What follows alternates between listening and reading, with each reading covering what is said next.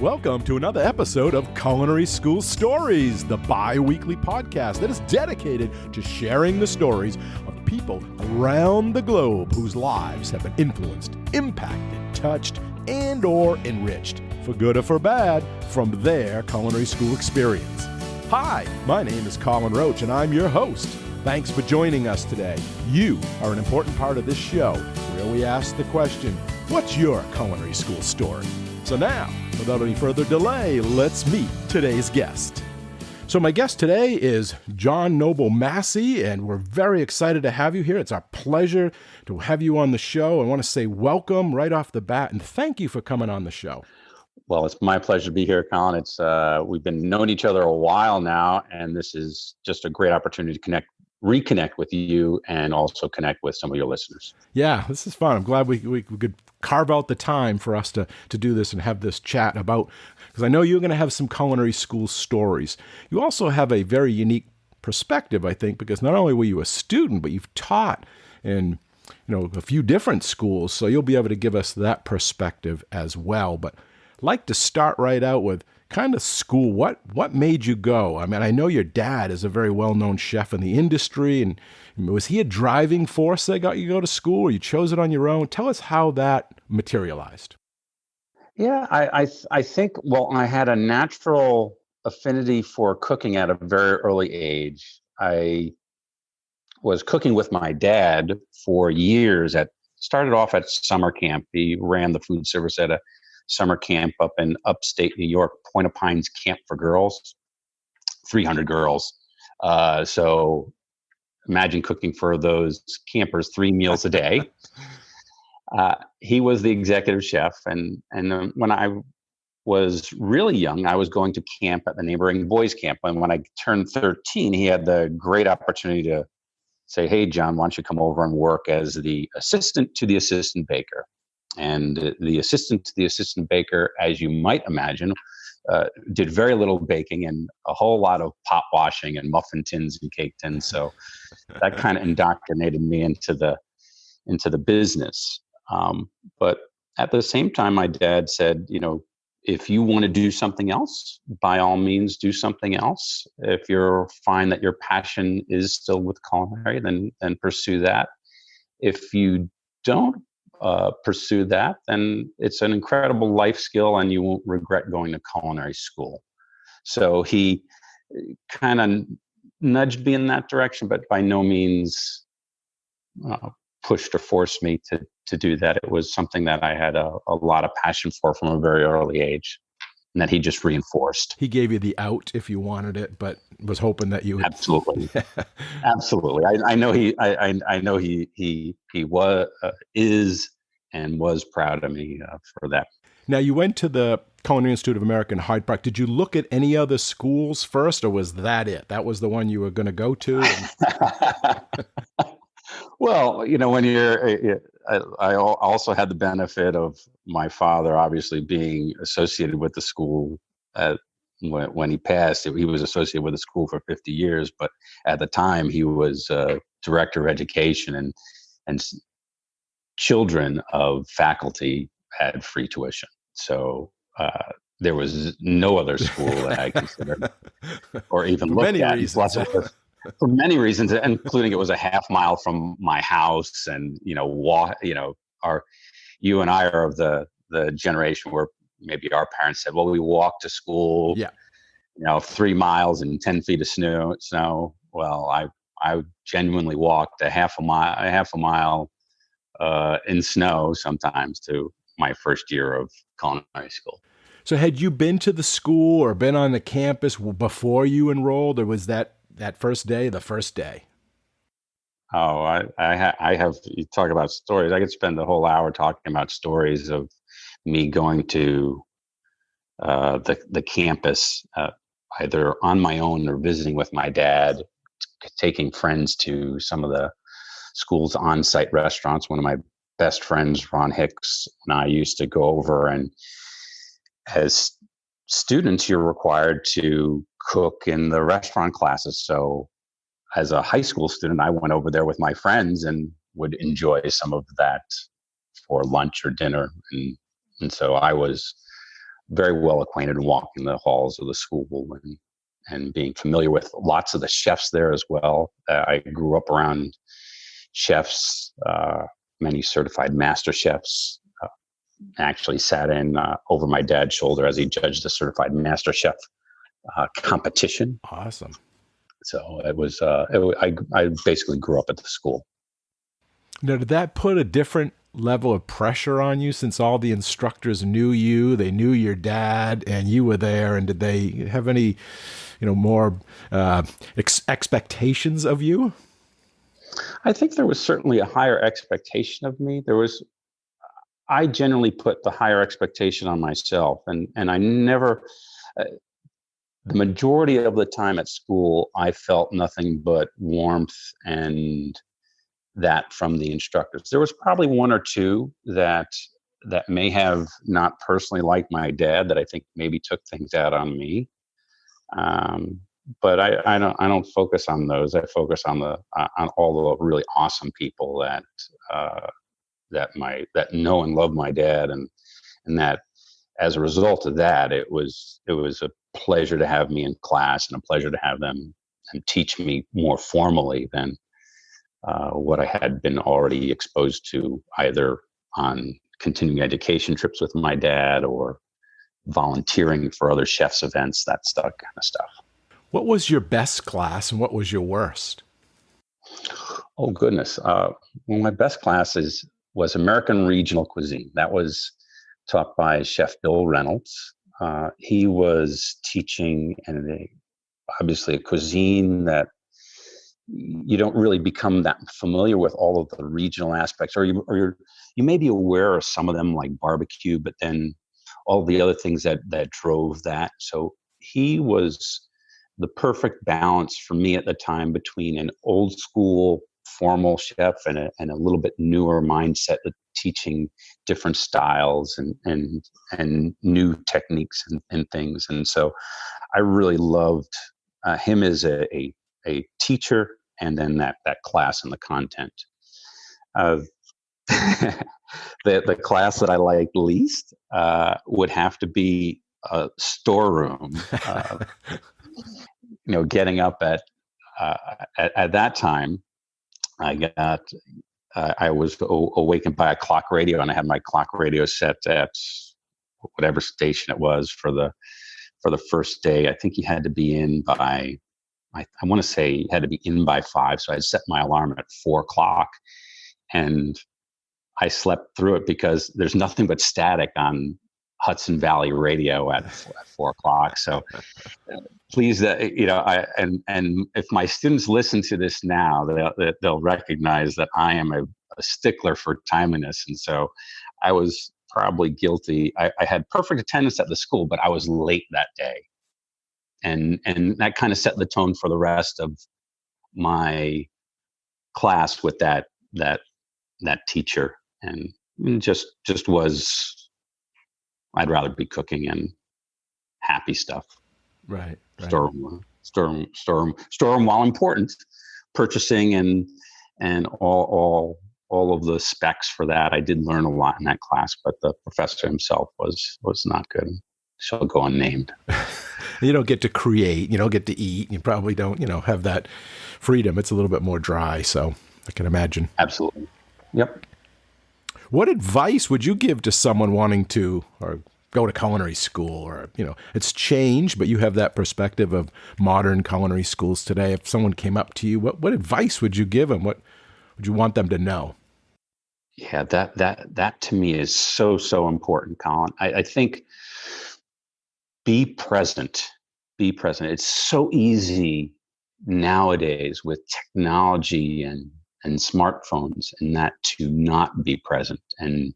But students are paying for an education. You're paying to go to that school to learn from that chef and instructor. There are things that they will teach in class that they'll teach either from a textbook or for their own memory. But chefs and instructors and professors are so inspired. The good ones are really so inspired when they get asked thoughtful questions, or someone has an interesting comment or poses something that is interesting and create some conversation that really helps learn. So be present, ask questions. Those are the kind of things that I'd recommend to any student, whether it be culinary or otherwise. Good. Do you think a student needs experience before culinary school? Or is it just a good thing to have, or they could just come in without anything? Well, when I went to CIA, they required 2 years of culinary experience.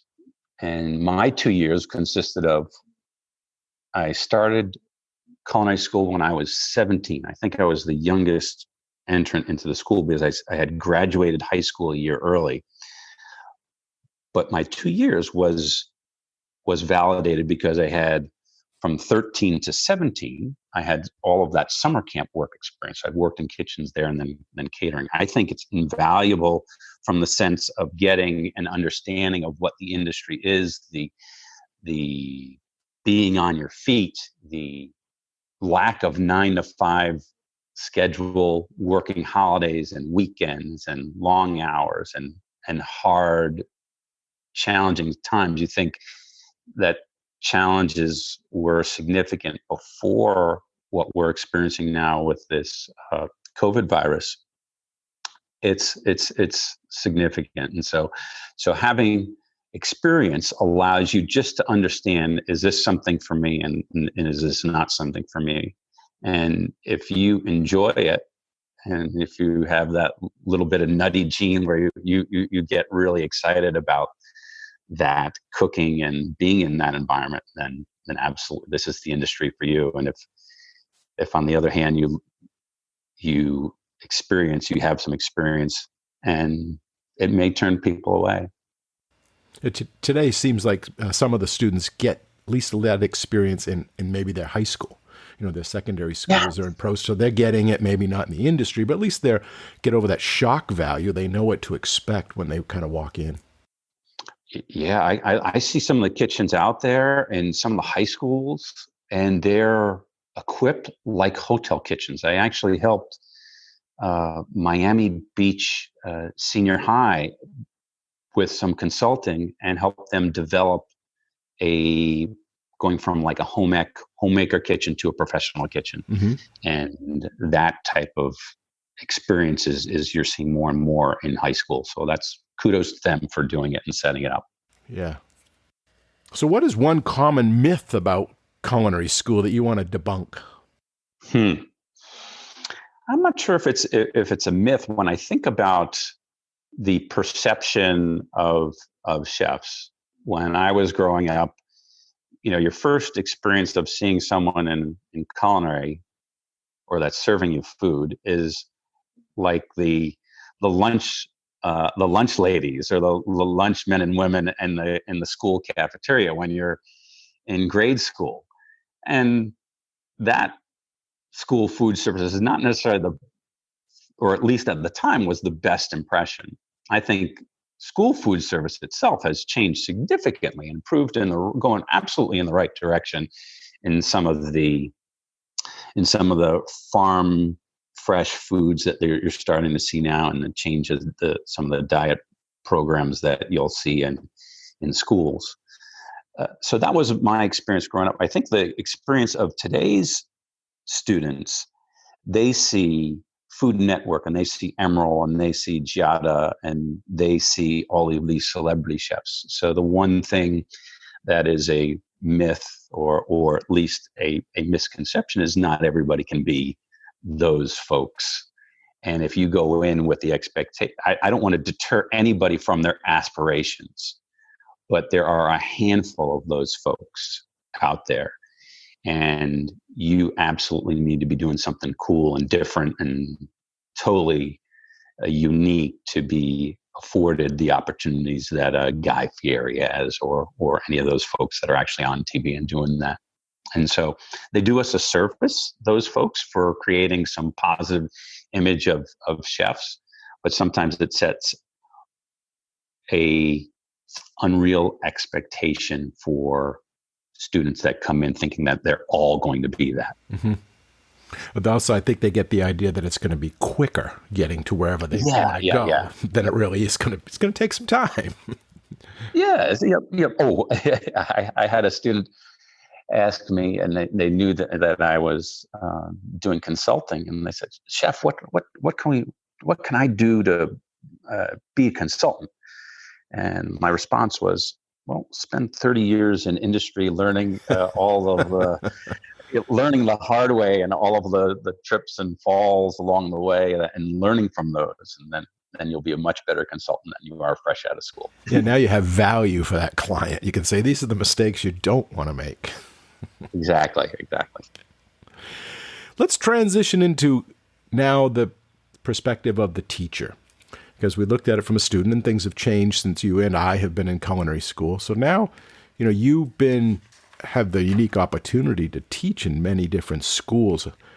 Maybe you could tell us what those schools were, and is there any difference between the education from these different schools, or maybe a different philosophy, or how they approach their culinary education for their students? Yeah, I think, well, Art Institute of Fort Lauderdale was my first teaching experience. I have a lot of respect for Jack Kane, who ran that program before it closed, brought me on, really gave me my first start in teaching. And so I appreciate that opportunity. And I ran the school restaurant there, Chef's Palate, for like 5 years. It was an awesome opportunity where you got to teach students real life experiences, both front and back of the house, cooking and serving. And I got my first taste of teaching there. It was a very small school. We had three kitchens and one bake shop. Okay. And so it was small, intimate. I knew lots of the students there. Still, I'm very connected with several of them that are out in the industry.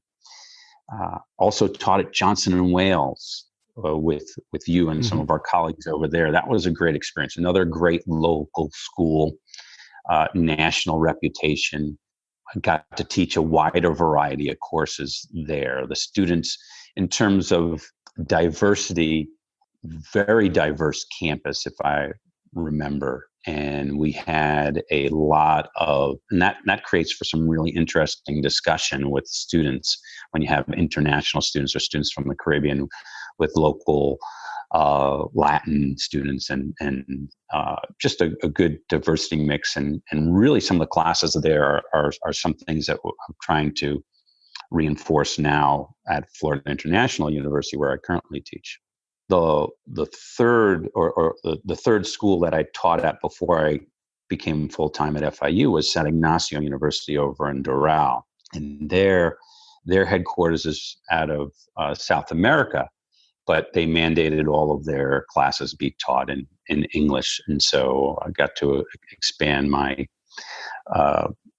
as much as they wanted classes taught in English, there's a predominantly Latin student there, as you'd expect. Mm-hmm. And so the freedom that I was given by the program director was very much appreciated in how I ran my classes. And again, it was a smaller school, even smaller than the Art Institute, but they also did some really nice things. So I had all those great experiences before I started Florida International University, where I've been teaching primarily culinary. And really enjoying those classes. I teach at FIU right now. I teach an introductory class. I teach an advanced class, which runs a full-time restaurant open to the public, and then international cuisine, a couple other classes as well. Right. Now, some of those were private, some were public, FIU, state school, some were for profit at the time. And yes. You also had, some of them were their major, correct, was culinary, like at Johnson Wales and Art Institute. And now I thought right. There may be like electives or one class as part of a different program. Do you see a difference in the students, I would guess, or maybe their drive or where their career path will be heading? Oh yeah. I think at the Art Institute, we were pure culinary. There was some baking and pastry, but the restaurant that I ran was mandatory for both baking and pastry and culinary. So, and we obviously served awesome desserts out of there. So it was a good experience all around. The students there, probably some of the hardest working the larger percentage of those students worked and went to school at the same time. So they were juggling a whole bunch of things. So, but they were committed to food. At Johnson Wales, I was in the hospitality school. And so there were some classes where I had culinary students in those classes, but it was primarily hospitality students that were either graduated from culinary and had transitioned to hospitality as a next degree, or were just sticking with hospitality purely. At San Ignacio, they started off having a culinary program, but it wasn't sustainable there. So that as well shifted to 100% hospitality. And I ended up actually teaching also a business course there, which my background in operations was really advantageous to. At FIU, we have culinary classes as part of our core curriculum. So if you're doing anything in the world of hospitality, tourism, events management, food and beverage, it's mandatory unless you've been to a 2-year culinary school that you come into my class. And the way I teach that class really focuses on their communication skills with professional chefs. Teaching or learning how to cook, I always feel, is a byproduct of my class. They'll learn how to cook in that class, but primarily I want them to communicate well with a chef like you or I that has years and years and background and experience, so they can talk intelligently, set high expectations, and make thoughtful suggestions to dishes. I think this need to be garnished differently. What if we plated it this way? What if we used this standard of ingredient versus this standard? We're currently using like canned Parmesan Kraft in a jar. What if we were to get some fresh Parmigiano Reggiano, market it, and shave it for the guest table side? Those are the kind of things that I'd love for my students as managers to be talking with chefs about and push the envelope quality-wise. Awesome. Yeah, it's very interesting to see it. They don't have to be experts, but they have to know enough to be able to associate with the kitchen, the back of the house, and be able to manage that. That's it, exactly. Yeah. Now, FIU's famous or well known for working with the South Beach Food and Wine. And that's just an opportunity that's just really awesome for the students to get out there and see the celebrities, but also see how to put on these events. Maybe you could speak to that a little bit and how that, extracurricular type stuff, it helps out in the curriculum, helps in the students' learning. Absolutely. It is our premier signature event for the school and has generated over $30 million in student scholarships, put on by Southern Glazer Wine and Spirits in cooperation with the school food network and cooking network. We have thousands of student volunteers over the years, and it reinforces our dean's drive to give students an experiential learning experience. They can learn all you can in a classroom from a textbook, from a really awesome professor, a really awesome chef instructor. But unless they're out there dealing face-to-face with a customer, or dealing face-to-face working with a celebrity chef, doing a festival like this, it takes a lot of hours. And to give students the experience to work at an event, and not only just a general event, but the leading food and wine event in the U.S. is awesome. I started at FIU 5 years ago, and so the faculty has been charged with owning different events. Myself, I own an event called the Best of the Best. So I'm very involved with the events team from Southern Glazer. We coordinate chefs, celebrity chefs, local and coming in from out of town, providing them student volunteers, getting them set up. The Best of the Best takes place at the Fontainebleau over on the beach. So making sure that they've got everything that they possibly need to put on an awesome food and wine experience. And so from an experience perspective, students that volunteer just get immeasurable amount of knowledge from that.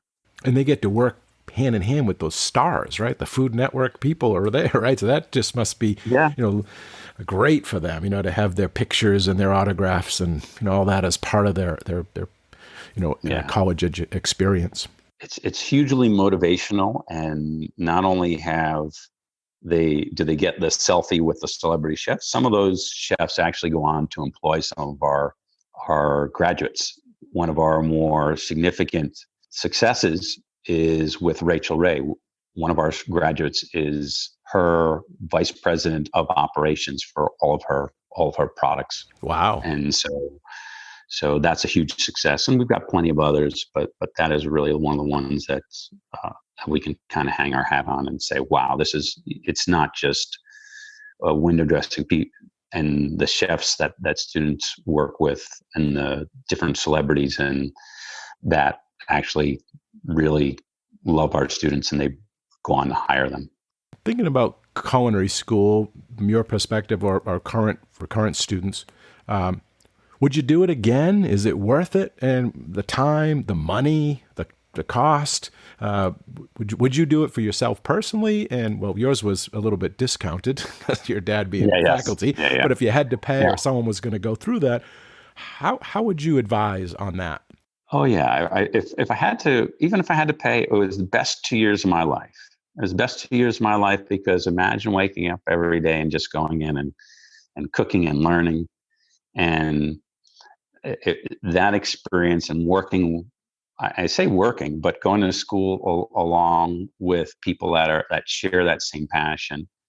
And as a student, you have the pressure of grades, but you don't really have the pressure of that you have as a mature adult with either family responsibilities or, I mean, certainly some students have that. And those students I have the utmost respect for if they're juggling those things. Mm-hmm. But for me, it was the best 2 years of my life. I learned so much in going to culinary school. What I would recommend is going on to get another degree. At the time, for me, I graduated culinary school, and then I came down to FIU as a student. So I'm an alumni as well. Got my bachelor's in hospitality and then a master's in business.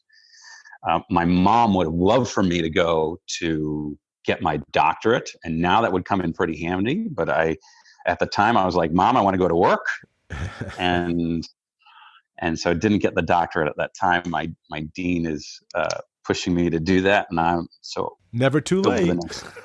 Over the next year, yes, over the next year, I'll more than likely get that started. Part of my self-improvement plan. Good. Who are the 3 people who have been the most influential to you? Could be professional, could be personal, could be alive, dad passed on. Who is the 3 most, if you had to pick 3, most influential to you in your career or your personal life? Let's see. I guess 2 of them I worked with where I spent the most of my work experience with. I spent 15 years with a company called the Compass Group. The first mentor, one of my first bosses that I had the utmost respect for, he's still around, Jim Callis out of Chicago. And when he managed from a perspective of warmth and demanded respect and had huge knowledge. What sticks out with me, was his annual holiday Christmas parties at his home. So, and he lived in Kansas City at the time. So he flew all of the team in to Kansas City where, really great. Whatever you did the whole year, there was a time, end of the year, to celebrate, and with great food and beverage at his home. So he connected with me on a professional basis, but more so on a personal basis. So personal and professional, that really was the first person that really connected with me like that. The second would be another person I worked with at Compass Group, who was my boss. I started off with Compass Group as a district manager, and then moved on to a regional manager, regional director, a vice president of operations, then was a regional vice president. Before I was a regional vice president, I reported to the then regional vice president. His name was Rick Jacobs. He was from the Netherlands, and just taught me so much about being a professional. I thought I was a good writer. I mean, we all think, chefs and teachers and culinarians all think you're the best at whatever. And the way he approached me and with my writing or how I manage people was so professional and thoughtful, with a genuine interest in seeing me improve. I improved my writing, I improved my management style with him, all while he had my utmost respect and as a friend. And so he's still a very good friend today. And I actually visited him over in Amsterdam. Oh, wow. Last May. So almost a year ago now. So it's great to have people that you connect with as friends and mentors. So the most important influence in my life is obviously my dad. He was pretty amazing. Yeah. So I consider myself very lucky. I had the privilege of judging a couple of competitions, Skills USA and a few other ones with him here in Florida years back, and he was a teacher and a mentor and a professional all the way through. Yeah, all the things that I had shared about with my other mentors, and that he was certainly the best father I could ask for. I was so lucky that when he suggested I teach, as part-time, and I said, kind of gave me the same nudge in the same direction, the way he nudged me into culinary school. Said, you know what? I was trying to start my own consulting company after I had left Compass Group. And he said, John, why don't you give teaching a try? It's something to do, and it'll occupy some of your time while you try to develop your business. And you can use, the students that you meet, they'll eventually be your clients. And so he always knew best. And he got to see me teach and teach and be successful at it. And that was my greatest reward, in seeing him happy that I was teaching, knew that I was kind of set. One of the things that I always appreciated about my dad was he always made things easy. You have to find someone in your life that makes your life easy, either as a parent or a friend or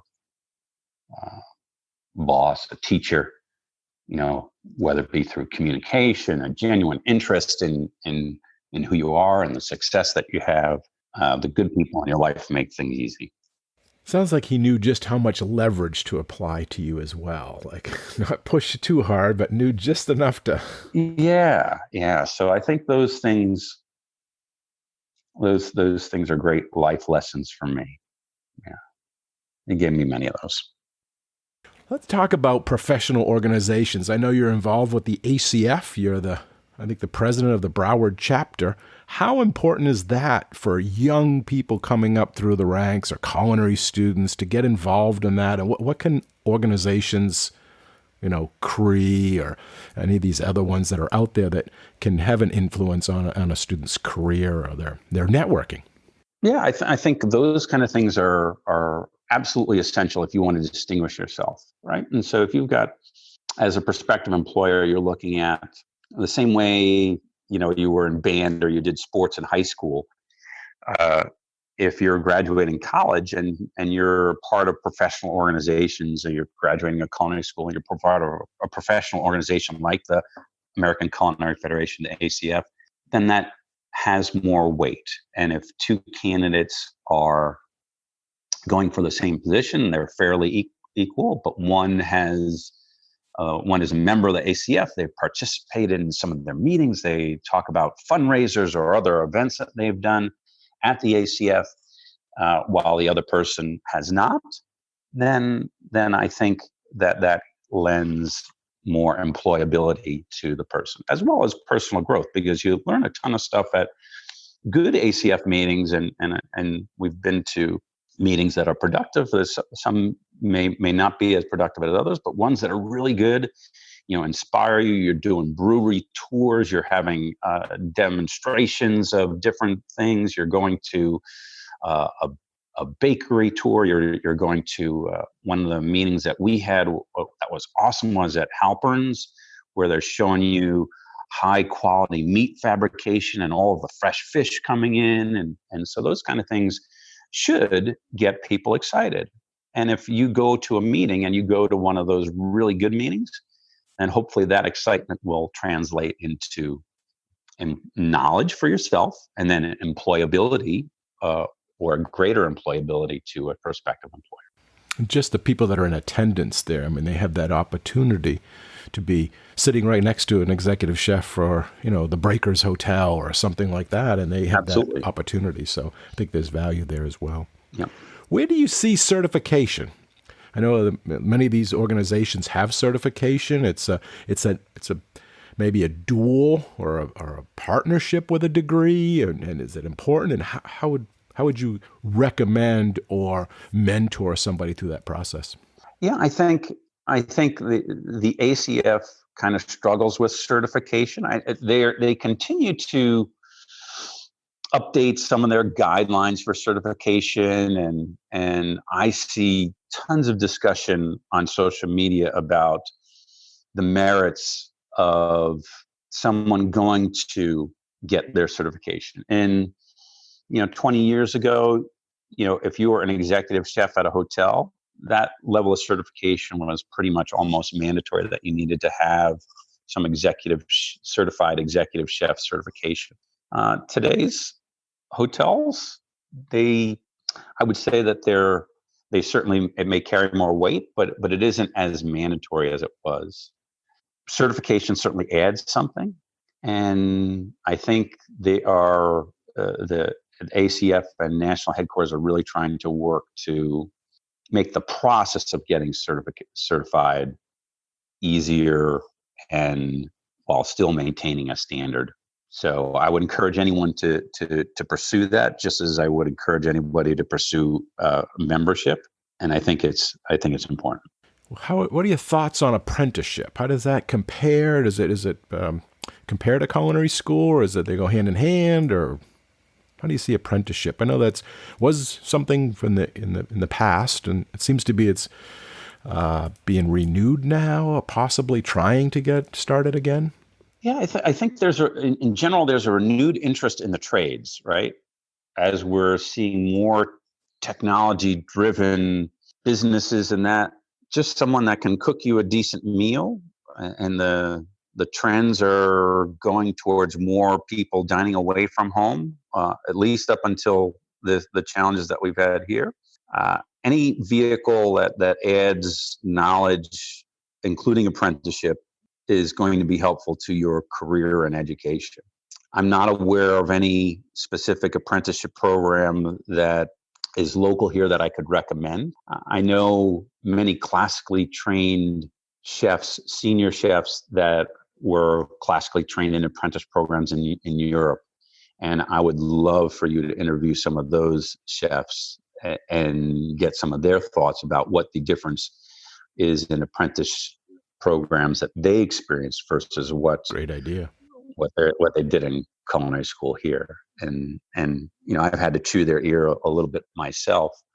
But growing up, I was either in the middle of Hudson Valley, New York. There wasn't any apprenticeship program for me as an opportunity. It was not only because of the relationship with the school, but I just wasn't aware of any. And it wasn't part of my menu of selections that I potentially could have chosen. What do you think is the future of culinary school? Well, culinary school, the good ones are awesome, right? So I think there's room for really good culinary training across the board. The unfortunate thing is that some good ones have closed. The Art Institute closed just this past December ago. The Cordon Bleu closed. It creates better opportunity for the schools that are doing really well. The future of culinary, I really recommend. There was another really good professor that I had that taught me in the MBA program at FIU. And one of his things was stick to your knitting, which was his paraphrasing for saying, do what you do best and stick with that. And if you try to be all things to everybody, don't do that, because you aren't going to be nearly as successful. Stay in your lane. Stay in your lane. And so I can tell you that at Florida International University, we have culinary classes. I don't think we intend to have a full 2-year culinary program, and I would never recommend that to the dean. The culinary schools out there, the ones that are focused solely on culinary and just want to be the best culinary school in the planet, I think those will be successful. I think when I went to CIA, that's all they were focused on. They have expanded that program mightily. They've got bachelor's programs and graduate programs, and while those things may offer different selections to other people that may be looking for more, I always thought that my transition from CIA down to management school that focuses on the management school being the best was the best transition for me and the best training for me. What is the advice that you would offer beyond culinary? What's the life lessons for happiness and success? Oh, wow. I think self-awareness is probably the most important, right? So know what makes you happy. I've had job opportunities outside of South Florida, and I haven't taken them because I just love South Florida. I moved out of South Florida one time to move up to Tampa for a job opportunity. I spoke with my boss at the time, and he offered me the opportunity. I said, I'll move up there to grow and to learn and to change, but I'm moving up there with the knowledge, please, the first opportunity you have, bring me back. And he said, I'm probably going to be with a different company at the time. I said, don't worry, I'll still come work for you. And I was up in Tampa a year and a half, and then to the day, I got a voicemail from him saying, hey, I have an opportunity for you in South Florida. Come back. And so for me, my happiness, it was related to, the tremendous diversity of food that we have down here. I had my friends down here, the beach, access to any live theater or show. And so those things were most important to me in my happiness. And so self-awareness, know what makes you happy, and then don't compromise on that above all else. How do you make your culinary lab classroom experience different and geared more towards today's students? Today's students are a good bit different, right? With primarily the technology, with smartphones. And so during lecture, I require that they be put away, that I not see them, unless I want them to look something up in class. I'll ask them to use their smartphone. Let's look up is beef consumption up or down this year? By how much? Please, someone look that up and share with the rest of the class what that is. And so I'll use it as a tool in lecture. And then when it gets into the culinary portion of class, when it gets into the lab section, again, I want them to use it as a reference. If we're making strawberry shortcakes, they're more than welcome to Google what's the best strawberry shortcake presentation. I want them to follow my recipe when they present it and how they present it. They should look for ideas. And then lastly, and probably most importantly, I want them to take a picture of it. I want them to take a picture of it because if in today's students, if you don't have pictures of something, it didn't happen. And so I want them to take a picture of it. I want them to tag me in their Instagram accounts. I want them to tag the school and the hospitality program so that they see what we're doing. And if they're proud of it, that's an awesome thing for a student. And they have a better experience as a result of it and something tangible. And so I think using that technology, the professors or instructors that they push it off entirely or think that no technology is the answer. That's not the answer. That's not the answer, particularly with today's students. You're fighting against a very strong headwind. And so use it to your advantage. Be creative and use it to your advantage, and make sure that it's supportive of what you're trying to teach. And I think I'm able to do that as a result of those things that I do. Yeah, it's a tool. If it's the right tool for the job, then use the technology. Yeah. Sure. Yeah. And that goes hand in hand with, you mentioned earlier, social media. So are you encouraging the students to use that as well? Like, you mentioned Instagram and posting those things and tagging. And that's kind of the modern day. Yeah, I think when I first started out my teaching career years ago, I struggled with connecting with students either on Facebook or Instagram. I wanted to keep my private life private, and I did that for a couple of years, and then students would be sending me requests to connect, and at a certain point I said, let's embrace it, and by embracing it, I think I've grown. I am focused differently on my Instagram account, which is very FIU food focused, so that students just get a very good snapshot of what I'm doing food wise, what we're doing in the classroom, what the school is doing. So that is very specific branding focused towards the school and the food. And then I keep my Facebook more personal. Mm-hmm. And that's 100% representation of me personally, as opposed to Instagram, which I would encourage the students to connect with and tag with, and so there's nothing that I wouldn't want them to mm-hmm. see there. Yeah, I agree. I think it's really important. We've actually added an elective class at Johns Wales that I teach, media training for the culinary student, the culinary professional. Oh. And it's to show them how Fabulous. To do blogs and podcasts and Instagram and all of those other, even YouTube.